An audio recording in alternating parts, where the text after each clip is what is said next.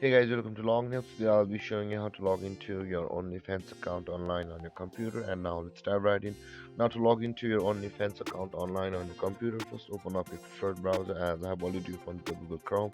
And then the search bar, click over there and type in the address onlyfans.com like this and don't enter. And then you'll be directed to the home page of OnlyFans like this. And you can see guys, this is the direct login page of OnlyFans from the home page. And in order to log into your account, you'll be required to enter your email address and your password over here. But you can always sign into your OnlyFans account with your Twitter or your Google or your Windows account from over here. If you click on these buttons available over here, login page to Twitter, Google or Windows will open from over here. You can see this is for the Twitter and this is for the Google.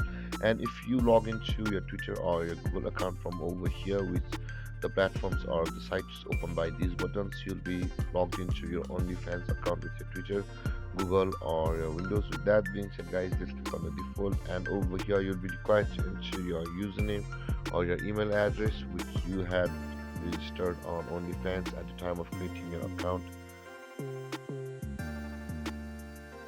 like this, and after that enter your password.